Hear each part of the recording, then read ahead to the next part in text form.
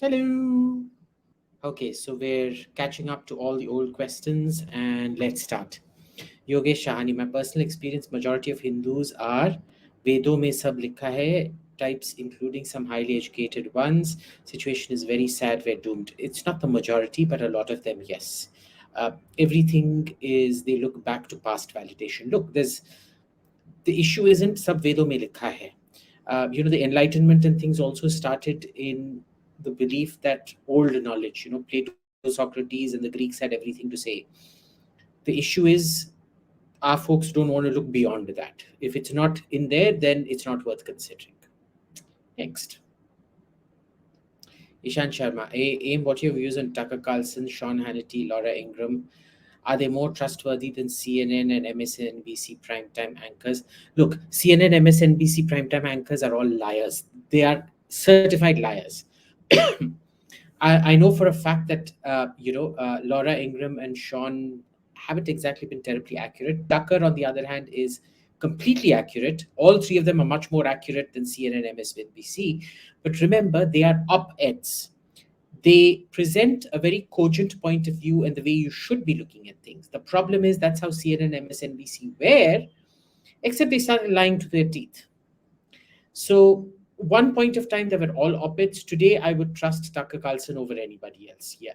Sean Hannity to an extent, yeah. But yeah, that's 𝗣𝗚𝘂𝗰𝘀𝘀𝘀.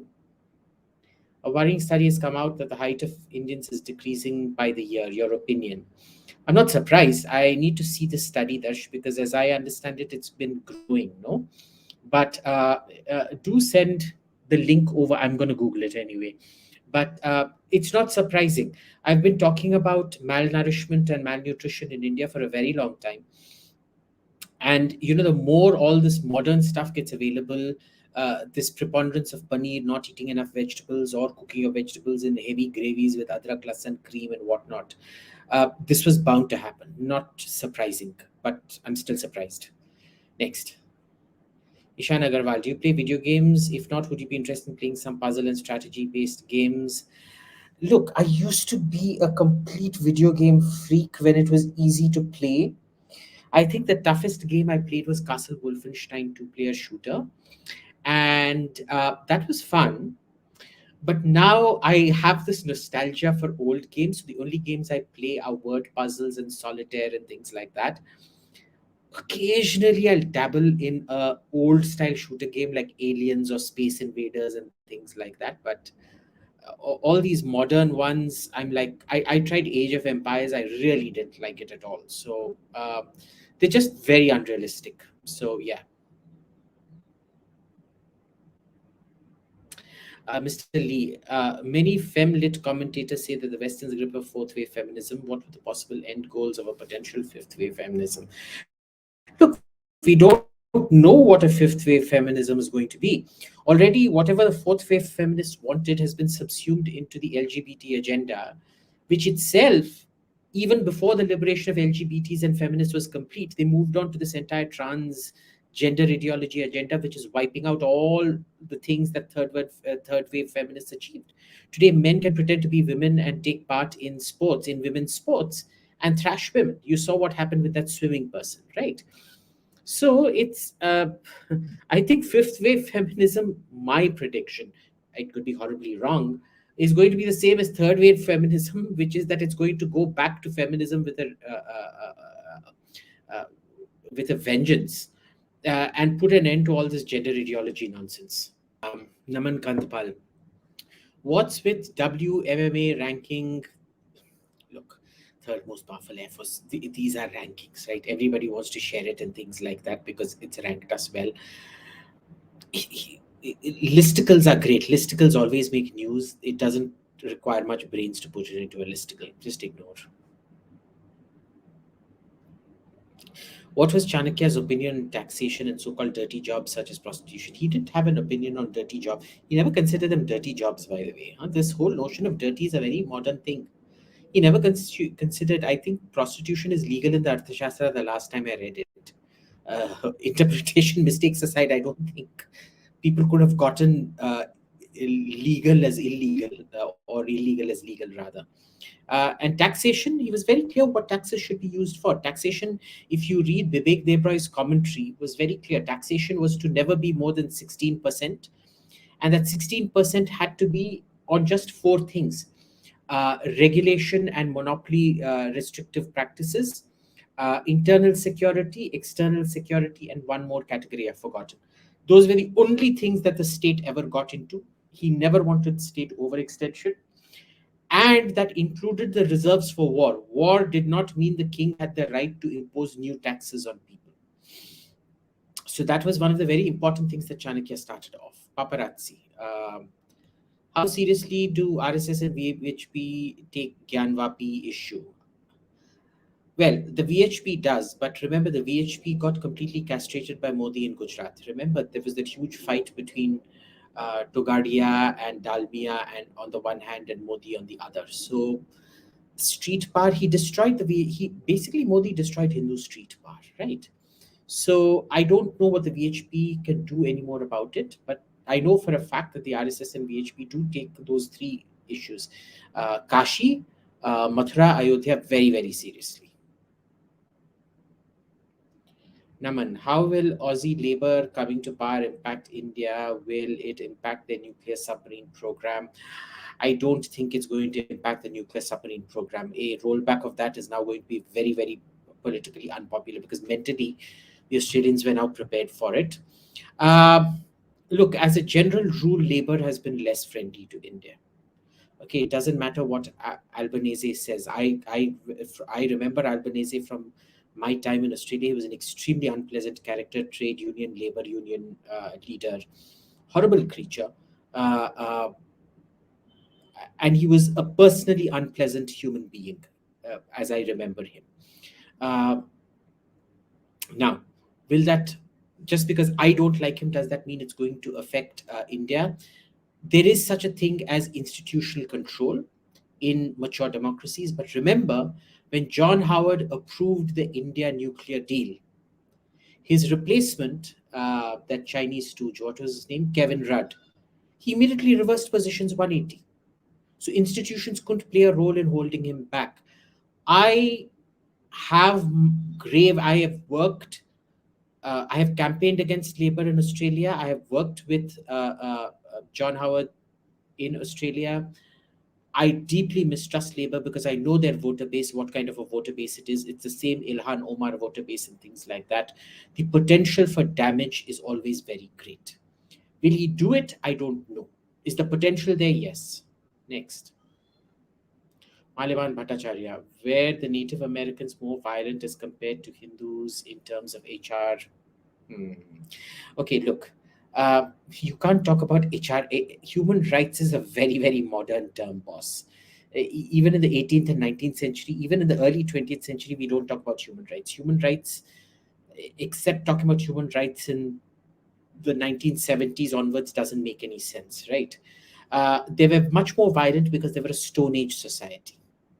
They were not Bronze Age, they were not Iron Age, they were Stone Age. And Stone Age societies, the older you go, the more violent you get. They were extraordinarily violent people. Cannibalism was extremely common across all the civilizations, at least blood drinking in some fashion, even if not flesh eating. And human sacrifice, there wasn't a single civilization in South America that did not perform human sacrifice, not one. Okay. But then remember, we also performed human sacrifices in India, just not at that scale. The Chinese also did it, by the way. The last Chinese human sacrifice, official human sacrifice, was the penultimate emperor of the Ming dynasty. So that would be around 1400 and something. 1400 and something, that would be. And there are no anecdotes of human sacrifice, boss. There were human sacrifices by all of them. Like I said, there is not a single Native American tribe or civilization that did not practice human sacrifices. So that's that. Next. Maliban again. Is the First World War didn't affect the British in terms of keeping its colonies compared to the Second World War, where Brits were forced to give independence to India? Not really. The First World War also did affect them quite badly. Remember, by 1911, India had stopped paying its bills. So in addition to essentially recovering, they also had to foot the bills for India. But the difference between World War I and World War II is Britain did not have its infrastructure bombed to the ground. Okay, which is why they were able to recover much quicker. As opposed to World War II, where you had huge carpet bombings of cities and things like that, which destroyed infrastructure, industry, cities, and things like that. Even in France, it was only the front lines that really suffered. German cities went bombed to rubble either. So, as a rule, World War II was disproportionate mostly because of air power. Can you throw some light on how countries other than the US effectively pool their military resources for India to take some lessons? Well, other than the US, it's not just same platform. So look at the UK. They have a common helicopter pool, right? So the Navy, the Air Force, the Army, they choose out of the common helicopter pool what they need for a mission. We should be doing that technically. So there are many examples of this. Sweden, again, Sweden will have common platforms which get lent out to different parts. Other countries tend to be a lot more, like you say, commonality of platforms as opposed to resource pooling. Resource pooling is different from commonality of platforms. Huh? So, but that said, all other countries will always keep a high-low combination. Korea, South Korea, you look F-16, F-15. That's it. And F-15 uses two F-16 engines. So you've got that commonality out there. Different companies and all of that, and they've gone in for different engine options as well. That's different. But originally, F-16, F-15 was meant to be one engine, two engines, same variety of engine thing. Now they'll do F-35, but they don't have more than two kinds. The Japanese don't have more than two kinds. Well, now it's going to be three with the F-35, but that's about it. And they'll start retiring their old aircraft. So there's lots of lessons to be learned. The high-low as well as the equipment pooling from the UK, France, Sweden, and the high-low combination, which, well, France doesn't even have a high-low. They just have just the Rafale, and that's it. And the fifth generation, the sixth generation fighter that they're developing, or fifth, I forget now. But yeah, that's it. Next. Chaitanya, a couple of weeks ago, you praised former Defense Minister A.K. Antony. Was it sarcasm? No, it was not sarcasm. See, A.K. Antony had to come and fix a lot of the mess that Pranab Mukherjee had created. He did it very admirably. He did it very quietly. He did it in a very clean manner. Remember, that was the one department that was not affected by corruption. Every other department was affected by corruption. His was not affected by corruption. If you look at the corruption scandals like Scorpion and things, that all predate his ministership. And his achievements, well, there was a very, very, very long list that the Defense Ministry had put out. And the BJP had ridiculed it in the last 1 year of his tenure as Defense Minister. But boss, in terms of acquisition and stuff, he did everything. You look at the root of every program that has borne fruition today, you can trace it back to A.K. Antony. Okay, everything. Literally, the aircraft carrier, you name it, it goes back to LCA, it goes back to A.K. Antony. Next. Utsav, what's your take on the SIG 716 facing barrel bulge when firing Indian ammo? Well, corruption, it should have been tested. Did they think they were going to keep importing Indian ammo? And the solution to it is to fix Indian ammo, right? Because it's very low quality ammo. If it's only the government that's going to be producing things, you're going to have government standard quality control, which, as we all know, is rubbish.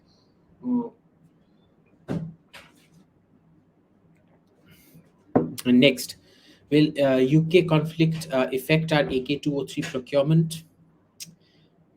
Tough to say. I don't even know if the AK-203 is going ahead at the moment, but I don't follow small arms very carefully. I shouldn't think so, because the making of small arms is relatively easy. It's not such a complex this thing, but it's hard to tell. I would generally say no, it might not affect us too much. Next. Wonder Boy, should we work for companies funded by dubious organizations like Omidyar and Ford Foundation who don't seem to have? Yes, you should. Dig up information on them. Every one of you go join Ford Foundation or Omidyar Network companies, become spies, and tell me what happens out there. Please join. I already have a vast network of spies inside there. But please join and become my spy. Arjun, you claim to be a right-winger, yet you support the final goal of socialism, that is reservation. Reservation in India ranges from 60 to 80% today. Won't we end up like SA because of the outcome of equity? Yes, you are correct. Now, the issue always has been, I am not a dogmatic right-winger. I support reservation in terms of a dissipation of social angst. There is nothing more dangerous to a capitalist society than existing social angst that can burst out every now and then. That is why you let small explosions happen every now and then, so that the gunpowder, the pressure doesn't build up and blow up like in one big explosion. Okay, number one. Number two, why do you need reservation? Because it is, and by the way, I believe in time-bound reservation, not open-ended reservation. But that has to be combined with right-wing policies that keep expanding the pie. If you keep having socialist wealth distribution policies, then you're guaranteeing poverty, in which case you're guaranteeing that kind of social uh, uh, pent-up anger, at which point you have to keep throwing these crumbs. So what do? Maintaining that social order is the main thing. If there is no social order, there's no right wing. Right? Now, is 60 to 70% wrong? Yes, of course it is. It shouldn't be more than about 20-30%. And the whole point of it was for the country to keep growing, expanding, for educational resources to keep expanding rapidly. And at that point, there will be no resource competition. That's sadly not happening. See, never take anything in isolation. It's all linked to lots of other things. It's linked to social unrest. It's linked to the growth of the economy and things like that. It has to be done. Go back to that question because it had another angle to it. Yeah. So will we end up like South Africa? No, South Africa is a completely different shit show. Okay. South Africa is very much a case of repeated rapine plunder of resources. It has apartheid, and the sort of restitution for apartheid has almost nothing to do with it. It has to do with wealth distribution, very bad wealth distribution, and a slow destruction of the economy. And the socialism that comes out of it is exactly what we were saying happened to Zimbabwe. Go back to my tweets from like 4 or 5 years back, and I went on saying South Africa is going to become like Zimbabwe. Zimbabwe was actually doing very well. And because this man, what was his name, Mugabe, wanted to control power, he decided to start grabbing farms and shit like that. And they went from a country that supplied excess crops to the WHO, World Food Program, to one that had to receive.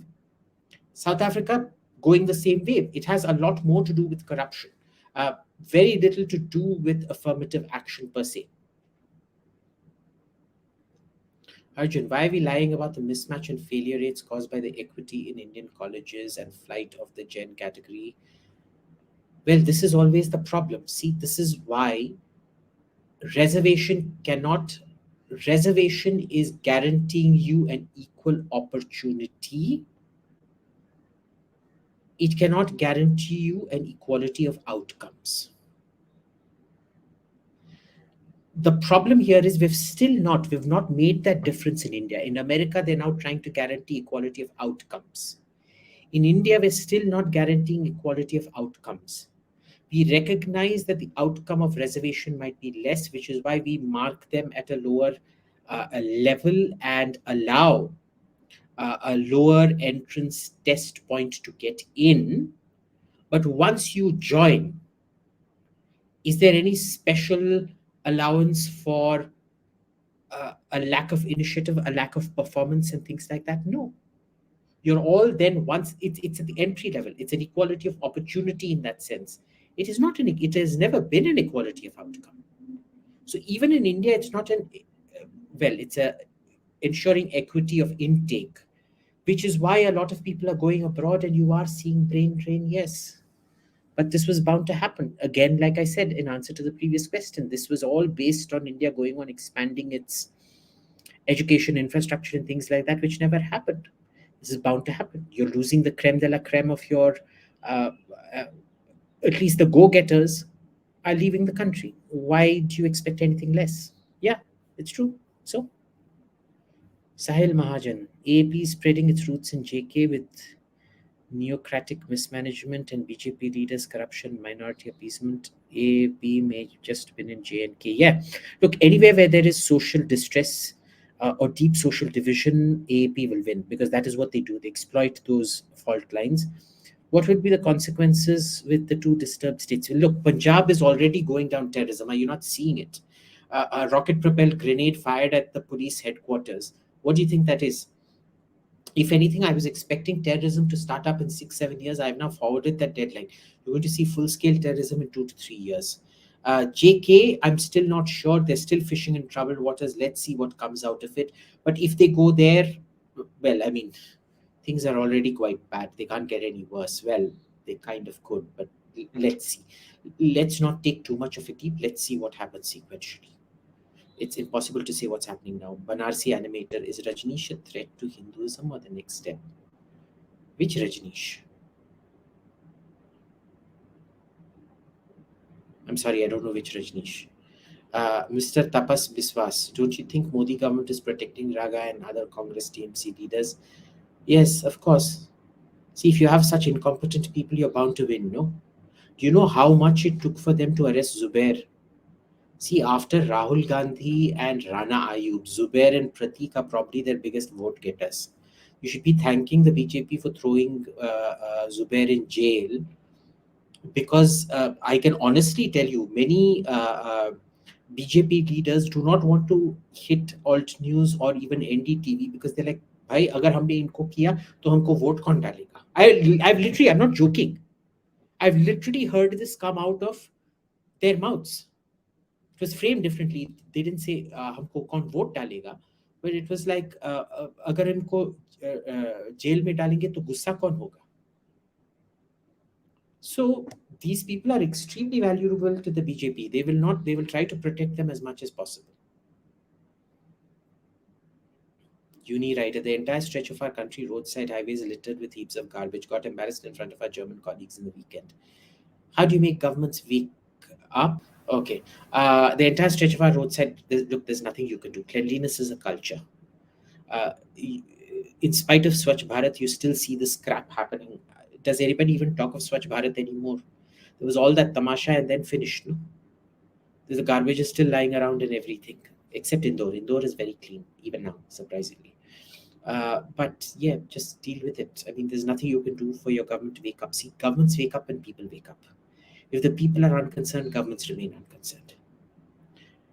This is going to come again. This is a problem of economic development. Do you know in Britain, shit is called night soil. Night soil, why? Because you had a bucket in your room.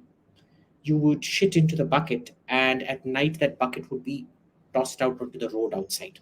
You just pile up on the road, and some street cleaners would come and clean the street, and then you'd walk in it in the morning with those same shoes, come back into your house the next day, and things like that. They didn't even have drainage pipes and crap like that, unlike Harappa, 3,000 years before Elizabethan England. So what happens out here is India is extremely filth accepting. Indians are extremely filth accepting. You change it socially and then the government changes. So it's not about governments waking up, it's about people waking up. And even that comes when there is a certain, how do you say this? Economic growth and the kind of desire for a better standard of living that goes with economic growth. AIM is spot on about thorough documentation records in the West. We neither know how to document or how to use them. Why is this? Historically, it's a cultural thing. Historically, we have never been good at documentation. You know, you can actually go back today to Roman records, to Egyptian records, to Assyrian and Hittite records from 3,000-4,000 years back. We actually have the accounting for the Great Pyramids down in micro detail. 4,500 years back, the Egyptians knew the permanence of record keeping. To this day, we have the records of how much people were paid, what they were given, what their food rations were, what the cost of labor was, what the cost of material was, etc., etc. In India, we have virtually nothing. First was what we wrote on palm leaf. The Egyptians also wrote on papyrus, but why is it that important records they stored on clay tablets? Because they understood what was permanent and what was not. I think in many ways in India, this whole thing about things being ephemeral, Maya Jal, all this crap, it's affected our ability to think in the here and now. We just extrapolate everything to some future date. But it is a cultural thing. Even today, you're not able to maintain documents which you can access at ease in the archives. Just go to the archives. It's a nightmare trying to get anything out of them. It's a cultural thing. There's no other explanation for it. Next.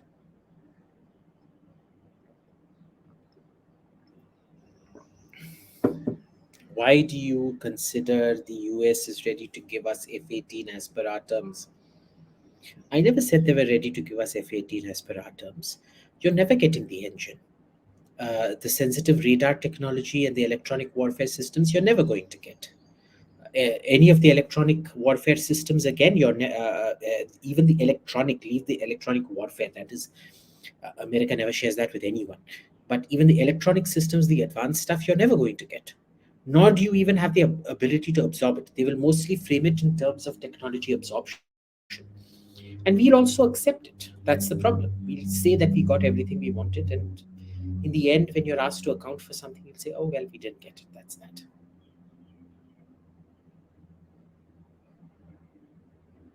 Next. Abhijit Mohanty, do you think Congress, at least till the 90s, had a better monopoly on violence and judiciary? Not on violence, but on the judiciary, yes. They certainly were able to control the judiciary a lot better. On violence, no. They never really tried properly to have a monopoly on violence, no. And that was mostly because they accepted that a monopoly on violence would make them responsible for things and reduce their ability to shirk responsibility. They could have. I mean, it was definitely within Indira Gandhi's grasp to have done it. She deliberately chose not to, because it went parallel to the criminalization of politics, which started under her. Next. Chaitanya ji. How were the relations between Japan and the US in the 1980s? There seems to be a lot of Japan bashing from the US side. No, Nixon did not open up to China to counter Japan, quite the opposite. In fact, Japan was very, very upset with that decision. There were a lot of trade wars happening because Japan had a huge trade surplus with America. And Reagan actually tried to get into a trade war with the Japanese, forcing them to buy American products to even out the trade imbalance. That is what happened in the 80s. And then it evened out because in the 80s, 70s and 80s, precisely because of these trade tensions, what happened was Japan sold equipment to the USSR that it was not meant to sell. The Americans got super pissed off. And they then decided to go on a bit of a trade arm twisting, which succeeded. But what really did the Japanese in was the property boom. You saw unrealistic increases in property value and things like that. And suddenly at the end of the 80s, that went bust, and a huge portion of Japan's GDP was wiped out when that property bubble burst. And since then, it has become much more amenable to American arm twisting. And now, of course, there's an aging population, so that becoming the junior partner in that relationship, Japan is now consigned to it. Abhishek, why did the USA support France, Britain, and Israel during the Suez crisis? Or why didn't USA? Well, Kissinger believed it was a mistake. He believed that even though France, Britain, and Israel were doing the wrong thing, they should have been supported. But basically, the thing was that at that point, they thought they still had leverage on Egypt, and what France and Britain and Israel had done would push Nasser lock, stock, and barrel into the Soviet camp, which they did not want. They also didn't want it becoming a big propaganda for Soviet efforts to gain footholds in the post-colonial world in Africa and this and that. So they did take a bigger view of things. And I think in the end, America actually did the right thing. except it led to France becoming nuclear. France didn't want nuclear weapons before that, but after that they said, you know what, we need nuclear weapons, and that was that. Rash Desai, why did ancient societies such as the Greeks, Romans, and Mauryans fail to industrialize technology, boss? Technology finds its own thing. You know, we know, for example, Tutankhamun lived in the Bronze Age, but you Google Tutankhamun's meteorite dagger, they definitely knew how to work iron to a great deal of sophistication. It was just that the heat required to smelt iron was so high. We still don't know what the technological revolution was that made the smelting of iron a commonplace practice, right? So it was very much a case of availability of technology uh, till chemical till chemical energy started getting applied to the production process. uh, you cannot have industrialization. The industrialization means the application of chemical energy to the production process. The Greeks came very close to it. We know for a fact that they had something like a steam engine that they had definitely invented. The problem was that it was socially unfit for that point of time. The story goes that the tyrant of Syracuse, I think it was invented in Syracuse or Athens, I forget, but the tyrant said, look, we have so many slaves, we have so many uh, uh, laborers and things like that. If you make this machine that replaces 10 slaves, what are we going to do with all the slaves? What are the slave traders going to do, and things like that? Get rid of it. And that was the end of that steam engine, alleged. We don't know if this is real, but there are lots of anecdotes about it from before the time of steam engines. Therefore, we suspect it must be real. But they did, the Romans did not, the Mauryans did not. And it has to do with when certain inventions happen and social receptibility to it. Next. Aditya B. What's your view on the outside India theory? Do you agree with Shrikant Talikiri? What is the outside India theory again? I know the Indian origin theory and the out of India theory, but I don't know the outside India theory. So let me know next time. Just as a general thing to all our viewers, please, when you use these jargon, please add full forms or what they mean or something like that, because I can't keep track of everything, right? Bhargava Pottamakuri. AIM suggests books on real spy military ops. Ronen Bergman, Rise to Kill. The best book on Israeli intelligence you will ever read. Read it. He's my friend also. So if you want, I'll get you an autographed copy of it. You buy it and give it to me. I'll get it autographed by him the next time I'm in Israel. Next. Ratnotam Das, which region's tea is the best in your opinion? Well, it depends. It really depends. I have a great fondness of Indian tea, but I also like Thai tea a lot, and I love a lot of these proper Chinese teas. I do not like Japanese tea. I do not like. It's not that I don't like Sri Lankan tea. It's that I've never come across a truly great Sri Lankan tea.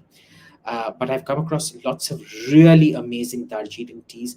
I love Indian, tea powder that comes out of tea bags. Um, but then that's me because I've gotten used to drinking chai at roadside stalls and things like that. But left to me, I would still say Indian tea is the best, just in terms of both uncooked and cooked teas.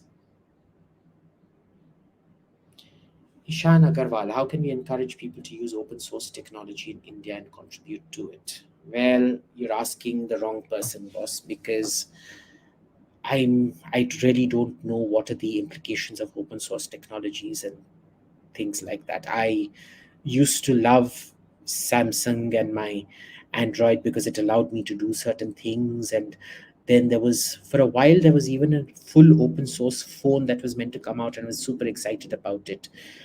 But then, like once Netflix and all came, I was like, hey, why? Just pay for it and get it over with. So I'm not really a big, and I'm not even aware of the issues around it anymore. I stopped tracking it long back. So actually, I never tracked it. So sorry, it was just more of an aficionado thing. Next. Chetan Pai, does Kejriwal represent the narrow-minded middle class that aspires only for state support? Hard to say. It's not narrow-minded or state support. It's the desperation of a state that's failed them and somebody who keeps giving them false promises. I say it's more of that. It's neither narrow-minded nor middle class. Abhilash Jayachandra, Karnataka BJP state government earlier stated the government will get out of managing temples. Do you think this will happen in this government's term? No, I do not. Temples are a gold mine, boss. For any government to say they are getting out of managing temples is like for the Tamil Nadu government to say they're getting out of the alcohol business. Alcohol contributes one third of state revenue, some ridiculous amount like that, one third or one fourth of state revenue in Tamil Nadu. Not happening. It's like Pablo Escobar saying he's going to stop selling drugs. Not happening. Next. Giga chat. Between Oz and Canada, which one has a brighter future in terms of economy, IT, etc.? I would definitely say Australia, for a very, very simple reason. It's better connected to future markets as opposed to the ossified markets that Canada relies on. And it's they're much, what Trudeau has done is he's getting in large sections of unemployed, dangerous minorities to immigrate to Canada and become their vote bank. Whereas in Australia, it doesn't matter left or right. They've always maintained a very clear skilled immigration policy. And it doesn't matter Labour or Liberal. Well, in both countries, Liberals are conservatives. So I'll just call them conservatives. Liberal or conservative. In Australia, they maintain this strict policy that they will not allow illegal migrants to land. It doesn't matter, human rights be damned, you will not land. They're very clear about this, so they're extremely selective about who they let in, and that is why I would always say that Australia is a much better option. Next. Ritu Patel, did you watch Top Gun Maverick yet? No. I will wait for it to come on the internet and go watch it. I couldn't be bothered going to a movie theater to watch it. Gaurav Kataria asks, will India ever have efficient economic laws and efficient governance? Not in my lifetime, maybe in your lifetime. I don't know how old you are, but not in my lifetime. Well, people don't demand it because they don't know what it is. Tell me how many people may go abroad for a trip, but have people actually lived abroad to experience how easy life is abroad? They haven't. Till you have some kind of a lived reference point, you won't. It's that simple. At least the voting classes, at least the traveling classes go see things happening abroad. But you look at 90% of India, look 99% of India, what it watches on TV, it only wants self-referential stuff. There is zero interest in the outside world. So where is the reference point? The Indian population is the population that North Korea would dream of. So self-obsessed and self-referential that they don't even seek, even if they're given the opportunity to look abroad, they don't. So it's not going to change, boss. It's a social cultural thing. Next.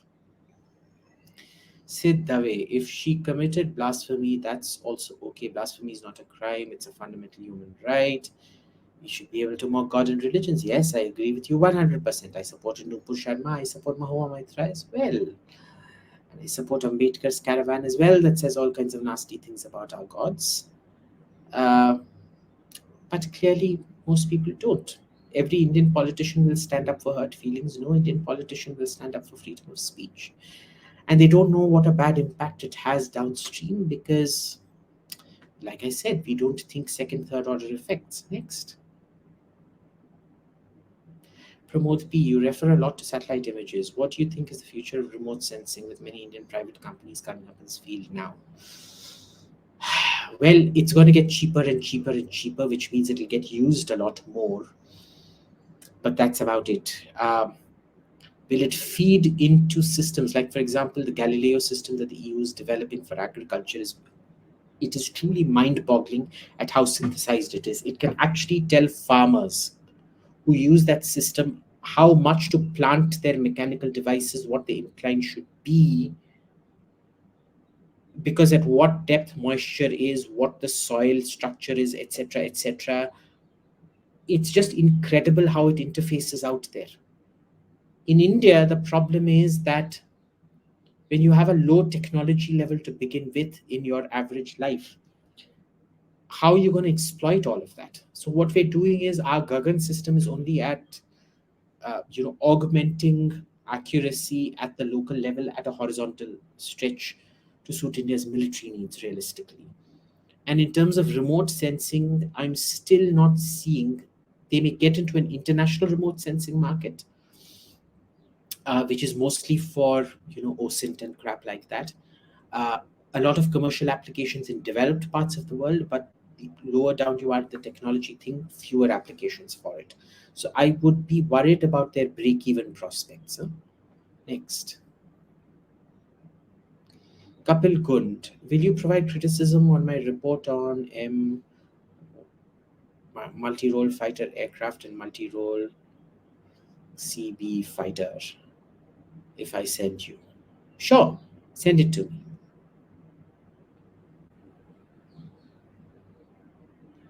Ramji, Pakistan and the partition of India book Ambedkar did psychoanalysis of Muslims' mindset. Ambedkar loyalists never quote his book. Ambedkar loyalists, look, they're not Ambedkar loyalists. They claim to follow Ambedkar, but they never quote him in its entirety. They only quote selectively that suits this Jai Bhim, Jai Meme thing right now. So Ambedkar was balanced where the people who follow him today balanced no. Ab kya kare? Aizen, why cannot we create a vegan or polytheist global party? Why do you want to do that? What would you tell me why you need to do that, and I'll tell you. You tell me what the need for it is, and I'll tell you how to do it. Right now, I don't see the need for it. Chaitanya ji, can Hemanta Biswa Sarma become PM after Modi? I'd like him to become PM after Modi. The issue is, will the RSS allow him to become PM after Modi? Because they only want RSS people to become Prime Minister, remember? He understands institutions, but does he understand how to control the BJP at a national level? I doubt that very much. 𝗣𝗂𝘀𝘀𝘀, how to convince people that monotheism not necessarily better than polytheism? Why do you feel the need to do that? Why do you need to get into preachy mode? But anyway, if they're coming at you, it's a very long theological debate. I'll have to probably sit and do this with Kushal once on why monotheism, but good idea. I'm going to actually do that as a, let me write this down actually. Why monotheism versus polytheism.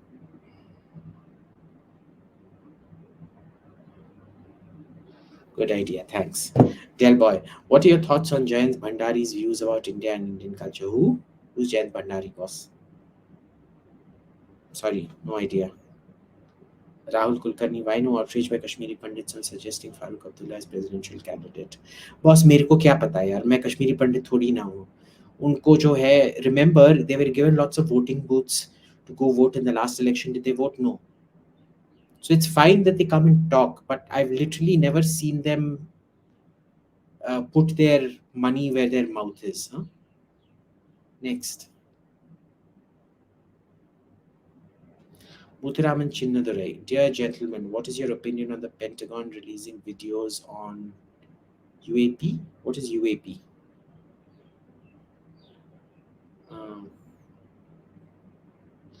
Unidentified aerial phenomena. Yeah.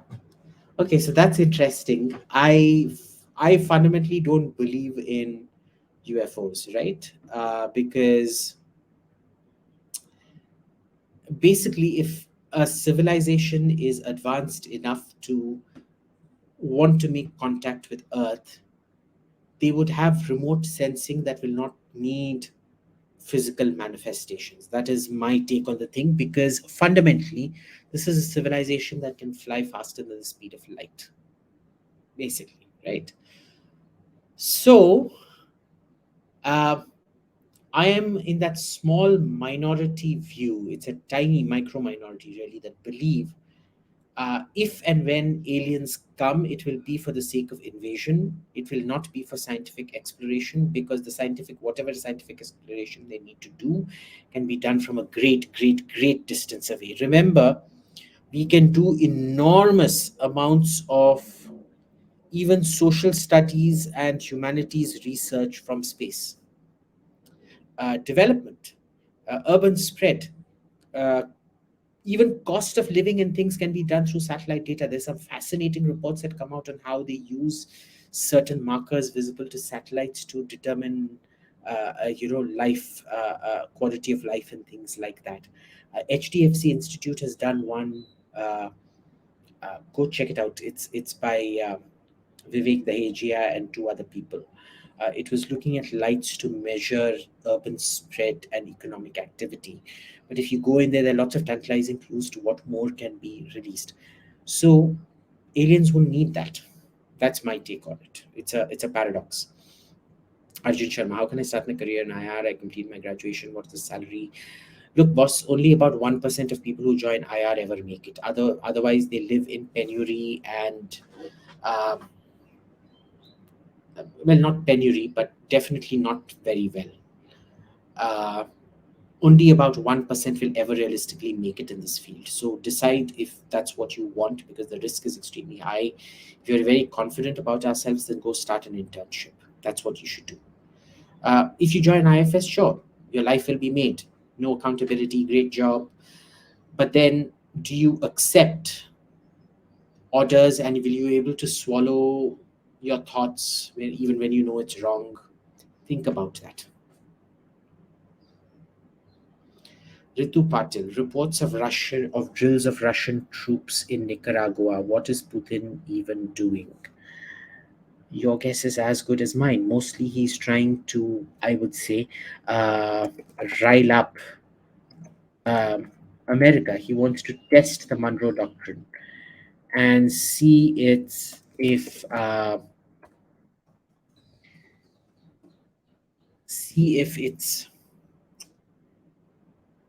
um, it falls into the trap of reacting. What are your views on swarm drones? Chinese research in this field is far ahead. No, Chinese research in this field is not far ahead. Please understand, they do not have a lot of the technologies for collective thinking and AI and things like that. There's a lot of misconceptions on what AI is. The Chinese are not ahead, not in computing power, not in terms of algorithm, in terms of nothing.